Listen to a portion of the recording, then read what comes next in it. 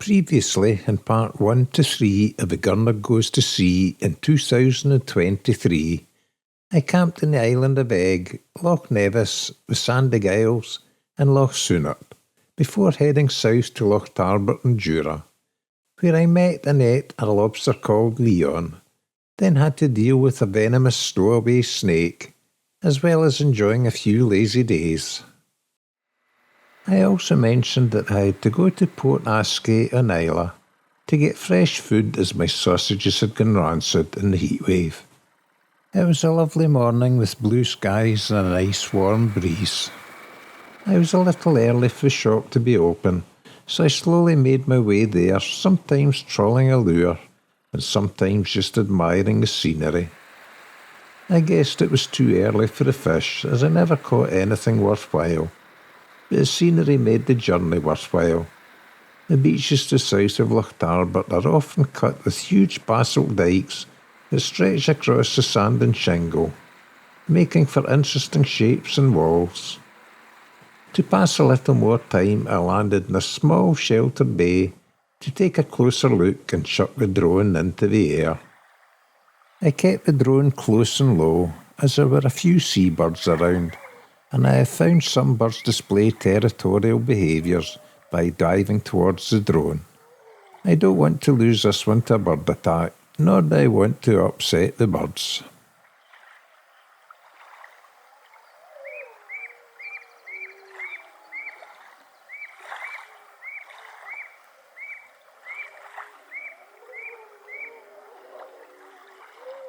The wailing sound is the seals on an offshore reef.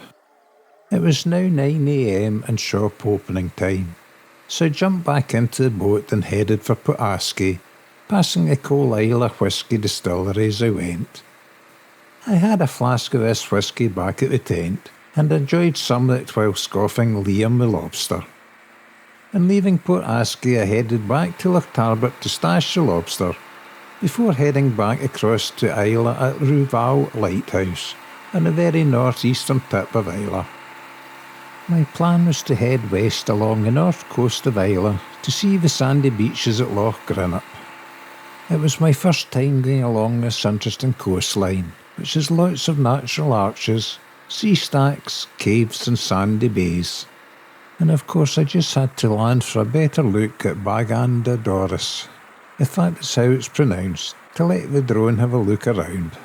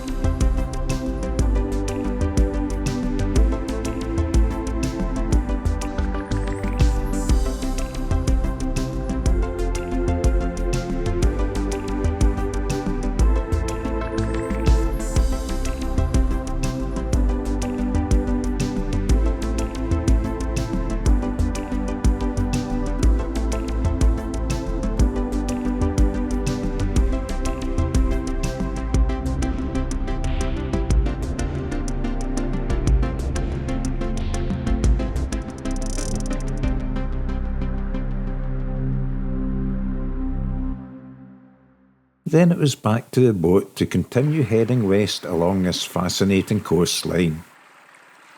Rounding the point at Malabalsa, I had to stay offshore to avoid the many reefs, but by following a line of potboys I knew I was in deep enough water.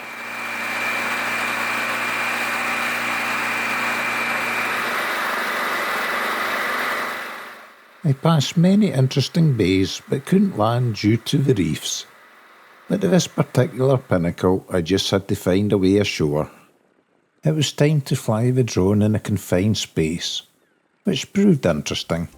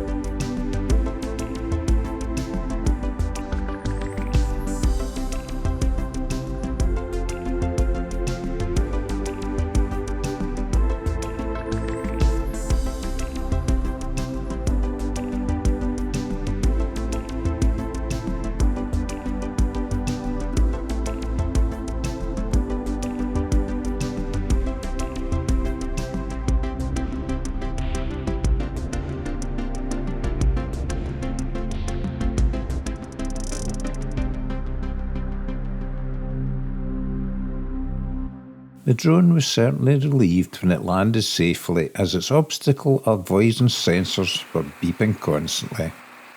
Back to the boat, and then not long later I was approaching this huge sandy beach at Loch Gurnard. The sand seemed to stretch for as far as my eyes could see. A bit of swell was hitting the shore, so I parked in the shelter of a reef, and then let the drone do the walking.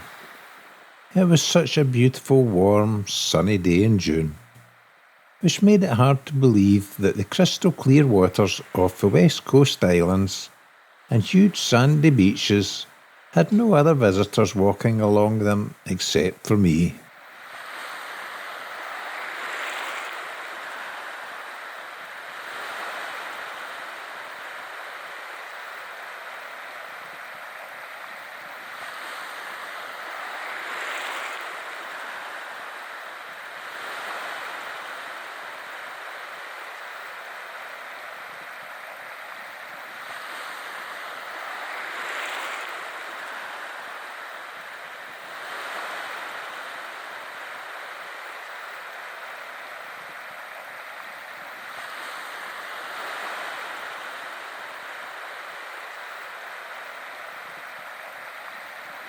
The day's forecast was for stronger winds to start blowing during the evening, so I happily made my way back to Loch Tarbert, enjoying the still, calm seas. Another memorable day trip from Loch Tarbert was to the island of Colonsay. It's around a 10-mile open sea crossing, and when I left Jura it was blowing around a force-3 wind. It was on my tail, so it was still a smooth and uneventful crossing. The wind died and the sea settled when I was halfway across, over to port the northern coast of Islay, and ahead is Colonsay and Colonsay. I saw a minke whale roll over in the distance, and then a pod of common dolphin who were too busy feeding and they showed little interest in following my boat. Finally, I arrived at the stunning sandy beaches between Colonsay and Colonsay. There was a bit of a wave running, so I wondered if I could land on the exposed shore, but needn't have worried as I parked in the shelter of a small reef. I sat on a rock in the warm sun having morning coffee, and then took a short stroll along the sands, wondering if it was a little too breezy to let the drone out. I decided it should manage fine, so happily let it loose to survey one of my favourite sandy beaches.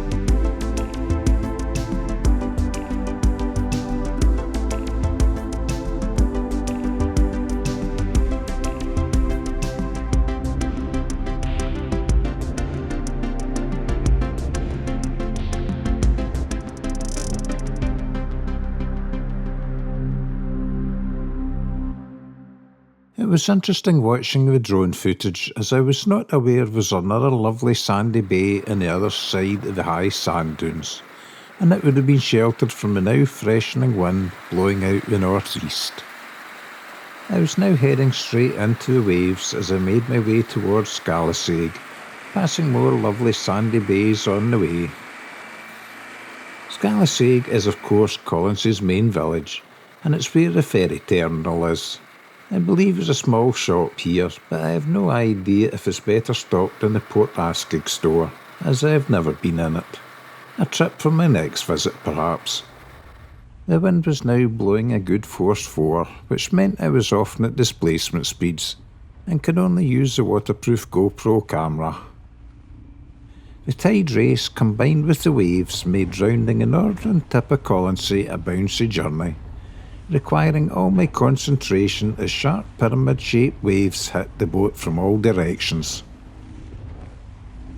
I promised myself that I'd await the tide turning before heading back around this tip, as I had no plans to complete the circumnavigation of the island. I had planned to land on this sandy beach at Treban, but decided the swell on its shore would make it too difficult. Besides, my main plan for the day was to land at Colloran Bay for lunch, then head to Port Band to see the Seabird colonies before returning. And once clear of the tide race, the sea started to calm again.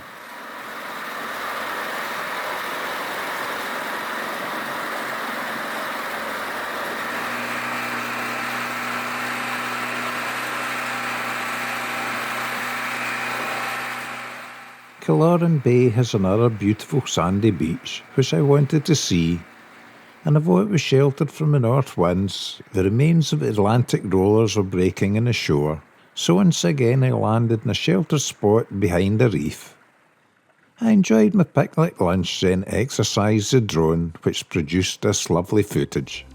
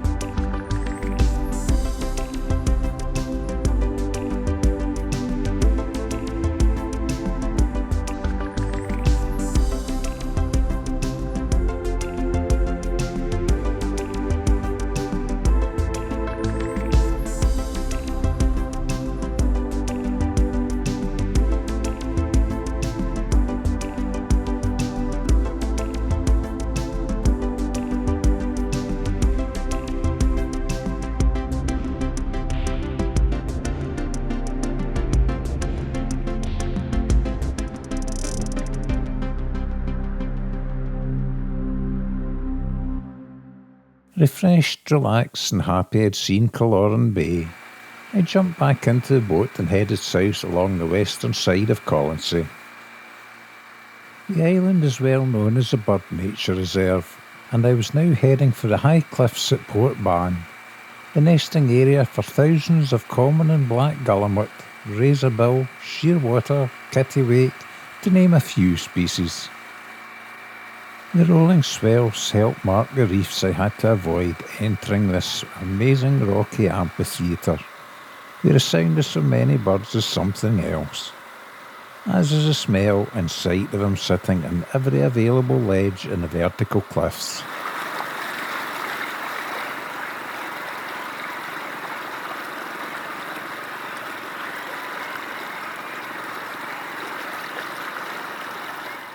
I also had to be careful not to run over them, so I stopped the engine to enjoy listening to this birding experience.